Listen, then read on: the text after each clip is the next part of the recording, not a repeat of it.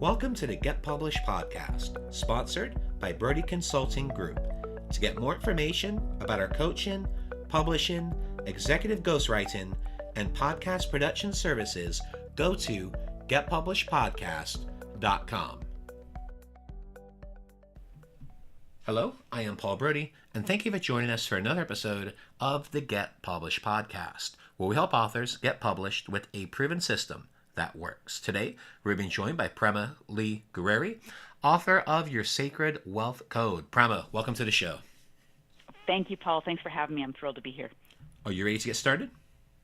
I am. All right. Question number 1. What is the one piece of advice that you would give to a first-time author who is currently writing their book? I would say to write it, actually to sit down and to make sure that you actually do it.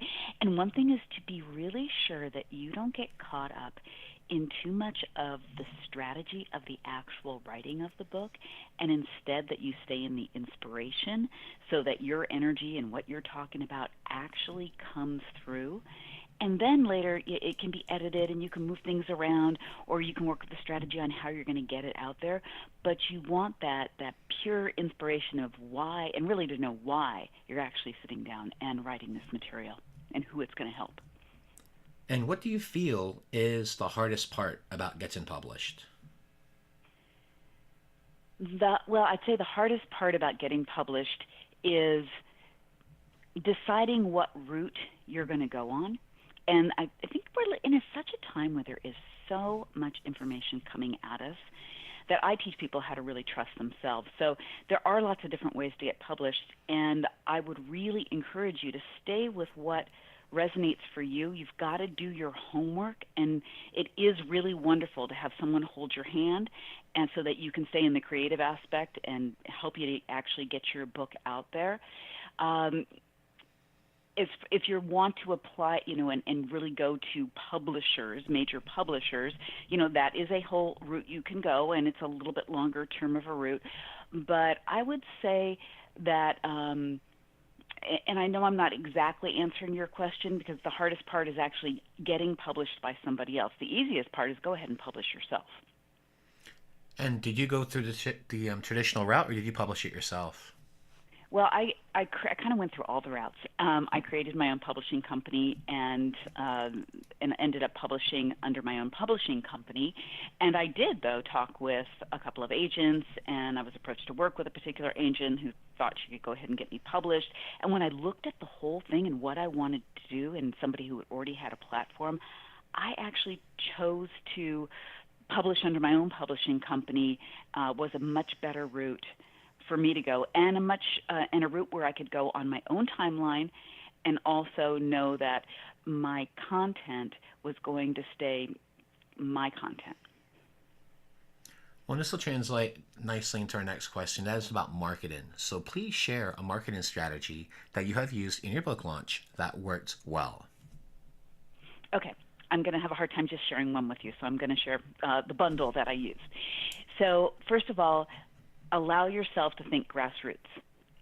Do not be bashful to reach out to friends, to colleagues, I had people, I asked a lot of people if they would expose to their audience my material, and I asked people who I thought it would resonate with, or who were colleagues of mine, or friends of mine, or family, and I was so just joyfully surprised at how many people were willing to help spread the word. So that grassroots part of it, and actually hit #1 Amazon bestseller just in doing that piece of it.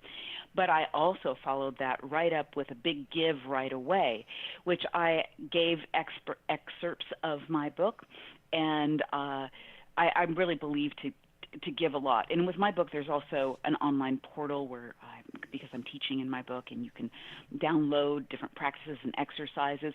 And I took pieces of that and made sure to put that on the give, whether I social media or through emails, so that people could actually have that taste right here, right now, and then know if they wanted to buy.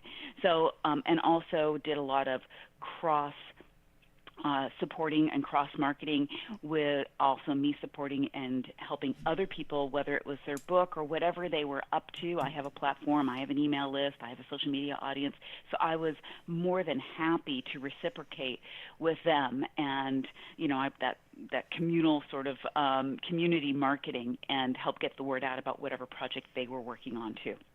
So essentially you're doing cross promotions. Absolutely, doing cross promotions. Yeah, that is such a great strategy. We've done a lot of these episodes, and you're actually your second person that's really talked about utilizing cross promotions, because it's just a great way to support each other's platforms. Well, and it is, and I really stand for the feminine way of business, which is really, let's not think about it as it's competition. I believe that the more bars there are in a city on a certain block, actually they all do better, and that's the same way with yoga centers. It's not about being the only one. It's like, oh, let's go ahead and attract a group here, and let's all help each other, because we all have our own gifts, and when we support each other in our own gifts, then we all just have more to give, and also we become a bigger beacon in the world, and people can see us and hear us all more easily. Well, you mentioned taking that grassroots strategy. So were you also doing like local lunch parties in addition to the online ones? What was your strategy with that? I actually didn't do local ones, but what I did do is a whole lot of interviews. I did a lot of interviews like this. I did a lot of radio, a lot of podcasts. I did hire a PR person to help me book a lot of radio shows at that particular time. I think I did 50 radio podcast shows right when my book launched, like within a couple of months there. And that's a lot, but it was completely worth it, because it's one thing to write a book. It's another thing to stand behind it with the energy, which includes the marketing, so that that book has a life of its own. It's like, it's like a child. You've got to fledge it. You've got to give it what it needs to actually get out there in the world. And so that was one of the ways that I used. Now, in regards to using a PR person, was that a significant investment for you? It was a significant investment for me. And my return on that investment was, I should do the numbers, but it was well worth it. With not just with book sales, but also because I'm in a client-based business, because of the clients that came back to me as well. And if you don't mind me asking... And the future opportunities as well, the other speaking opportunities and such I got from it. Well, and if you wouldn't mind me asking, and if you just want to do ballpark or not even disclose it, fully respect that. But how much in general are people looking to and have to invest when hiring a PR person to be able to get them that level of radio shows with over 50 of them? Okay, there is, I would say there is very expensive PR people, and I just happened to work with somebody which I didn't think was too expensive, and it was between $3,000 and $4,000, and that was well worth it. And in fact, there are ways now that are even less expensive than that for that same kind of exposure, with a more that person actually puts out sort of a do-it-yourself model as well, and that's actually with Speakertunity. They kind of put out a do-it-yourself radio tour model for a subscription rate. And then you said it was called Speakertunity? Speakertunity. Great. Jackie Lappin, great, wonderful person who's been in PR for so long, and just really a wonderful friend and lady. And she has created, since then, Speakertunity, which actually I've helped advise her on. And it's a great platform where someone can step in at all different levels, from a full service all the way down to a total do-it-yourself. Yeah, that is such a great model, because I think with PR, a lot of it you can learn yourself, but obviously the pros are the pros. And when somebody can get you on 50 radio interviews, that is a significant outcome, to say the least. Yeah, and the other thing is, and this is what my book is all about, is I really believe that we have our highest value gifts. And if you really know what they are, and you stand in and you use your highest value gifts, and you don't try to do everything yourself, then what you're doing is inviting other people into your world, your life, your business, to use their high-value gifts. We're all gifting each other, and you don't dilute your greatness by doing things that really aren't in your corner to do. Yeah, I agree with you completely. Well, let's talk about your favorite book. So what is your favorite book, and what was the number one thing that you learned from it? I looked at your question. I was like, I don't know how to answer that question because I have so many favorite books. It's So the hardest question. What I've decided to answer your question with is a book that I've read in this last year, and it was called. It's by Dr. Joe Dispenza, and it's Being Supernatural. And what I love about Being Supernatural, and it's my kind of book because it's a how-to book, and my book's a how-to book as well. Is it not just talks about how to really upgrade your energy, upgrade your vibration, but it actually and gives you the science behind that. But it tells you actually and gives you the practices on how to do it, and that's very much what my book does as well. I don't like it when someone just gets me excited about something. I want to know how to do it and how to make it happen for me. And that book, Being Supernatural, has that quality, and I tend to be attracted to books like that. And for our final question, what is your favorite quote and why? My favorite quote, another hard one you asked me, but this is the one that popped up for this interview, which is, where your attention goes, energy flows.